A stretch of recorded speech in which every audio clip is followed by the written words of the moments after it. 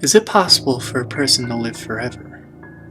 That is what some people are claiming about a certain historical figure known as Count de Saint-Germain.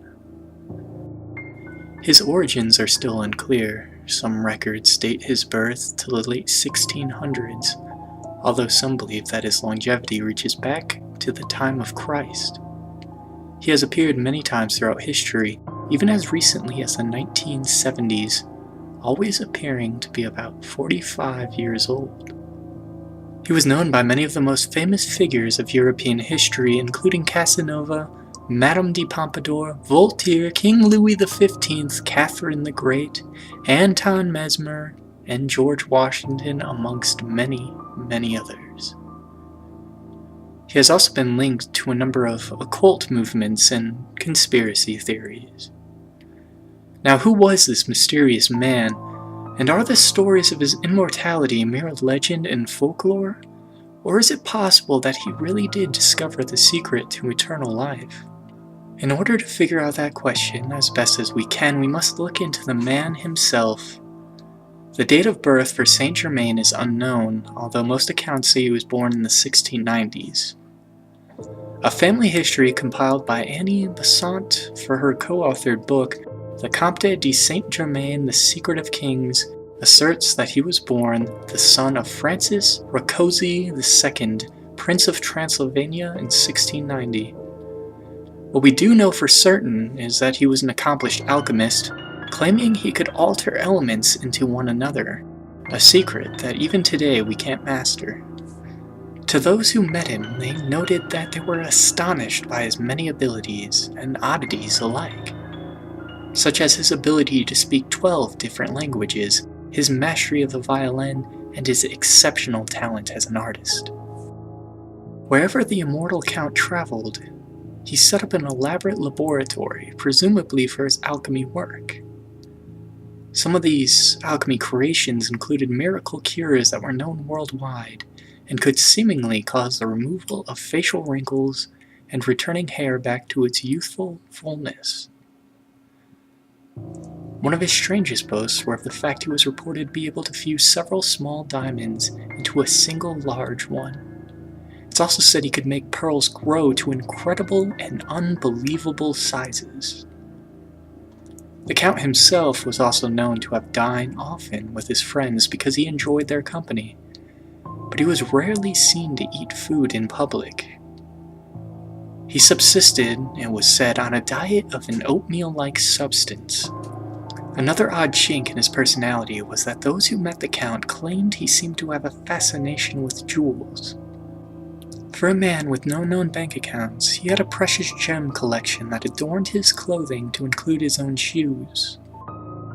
It was also a known fact that he had perfected a technique in which he used to paint those jewels.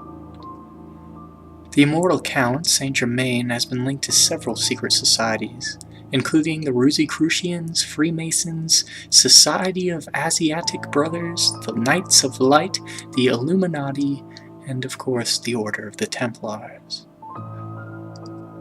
Officially, Saint-Germain died in 1784. But of course, dying doesn't mean much when you're called the immortal Count. He would continue to be seen throughout the 19th century and well into the 20th century. In 1785, he was seen in Germany with Antoine Mesmer, the pioneer hypnotist. Some claim it was even Saint-Germain who gave Mesmer the basic ideas for hypnotism and personal magneticism. In addition, official records of Freemasonry show that they chose Saint-Germain as the representative for a convention in 1785 as well. And after the taking of Bastille in the French Revolution in 1789, the Countess had said she had a lengthy conversation with the Count. Saint-Germain allegedly told her of France's immediate future, as if he knew what was to come.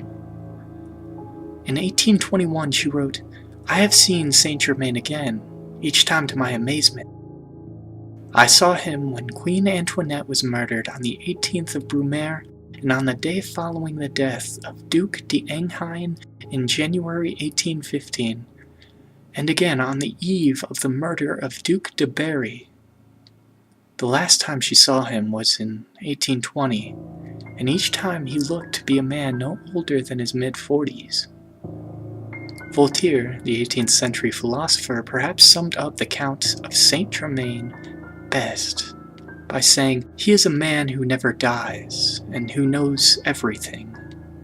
Whether that's true or not, only history knows. The most recent sighting was in 1970.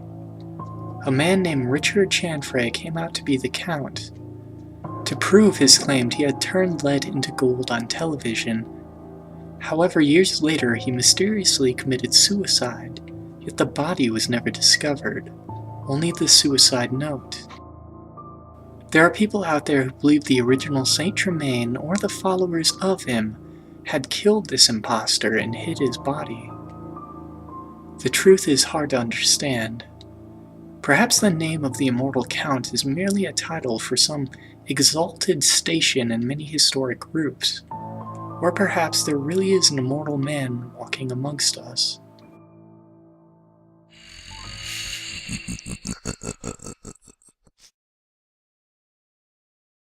I hope you enjoyed that story, and if you did, please leave a like and subscribe.